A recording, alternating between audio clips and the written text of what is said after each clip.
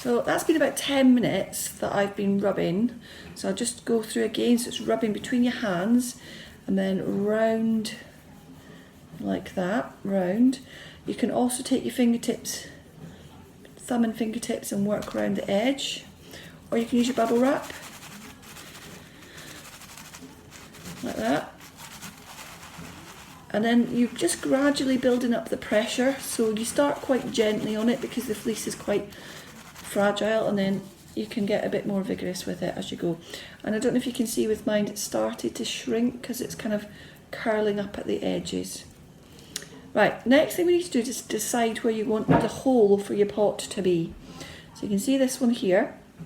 I've cut the hole in the centre, but you could have the hole offset to one side. It really makes no difference, it'll just change the shape of your pot. So you just decide which side you want to be the top and which side you want to be the bottom.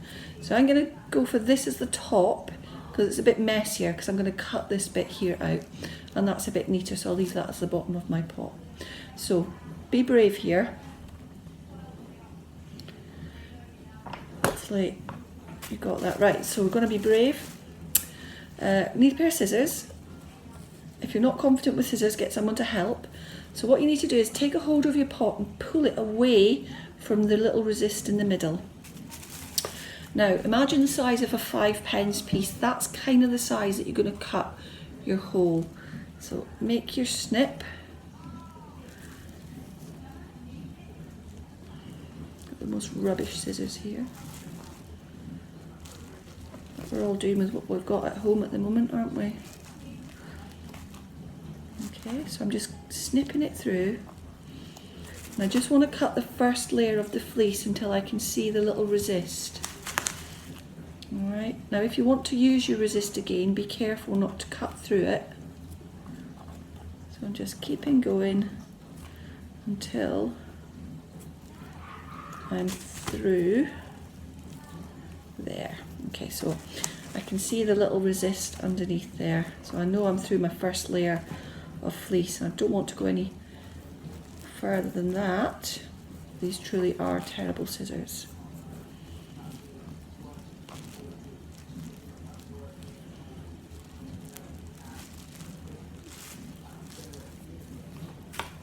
I'm going to get another pair of scissors.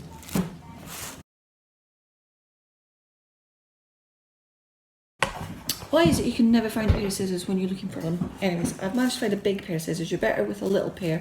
The best ones you can use are little nail scissors, little tiny ones. Anyways, just got to do with what you've got. So what I was trying to show you is you get right through that first layer of fleece, but not obviously through the bottom, okay? And you're just cutting. These scissors genuinely are not much better, but hey, we'll go with them. So we're going to cut a little circle shape.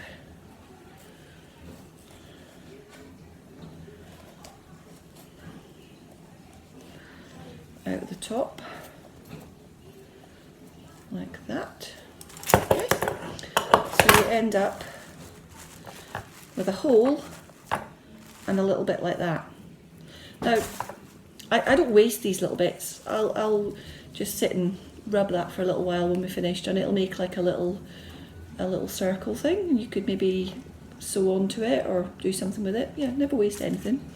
So now what you're going to do is you're going to pop your fingers into the hole and grab a hold of the little plastic resist, and you're going to pull it out.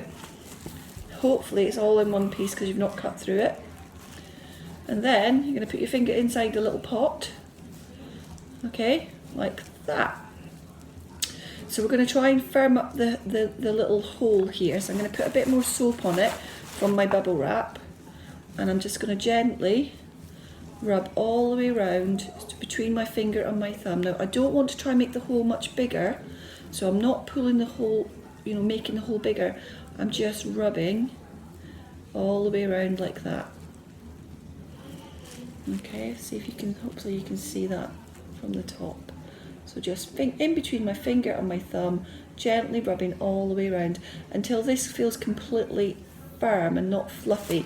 You can also do that on your bubble wrap, but not too hard at the moment, because that inside layer is still a little bit fluffy compared with the outside layer that you've been working away at yourself. And what you'll feel is your pot will feel quite firm, so the fleece has turned into felt. So I would normally work away with that opening the little hole for another 5 minutes or so. And once you've done that, then you can pop your finger inside it and you're just going to rub. So I've got my finger here and on my hand and I'm rubbing it, and I'm rubbing all the way around. So turn my pot and rub, turn it and rub, turn it and rub, turn it, all the way around like that.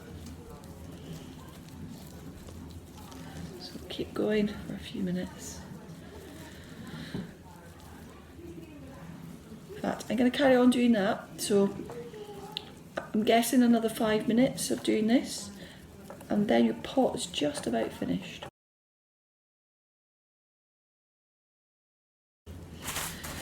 So yep, done about 5 minutes of rubbing round and then round, and you can see it starts to sort of shrivel up a little bit, like that, and it'll feel quite firm and thick and firm, and that's when you know your pot's really ready.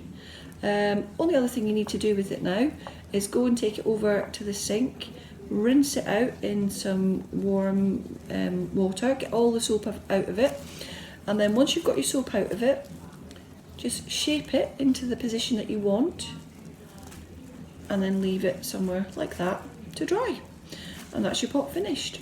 The only other thing I've done with them that's quite cute is some embroidery thread, and you could maybe sew some little patterns on it or a little stitch around it outside, but you don't have to put anything on it. They're pretty cute as they are. Obviously the size of this determines the size of the pot, so you can make bigger ones. This is just underlay from floor, you know, when you lay laminate floor, it's just a bit left over. So if you cut a bigger one, you could make a bigger pot. If you had a smaller one, you can make a smaller pot. And there we go. Cool.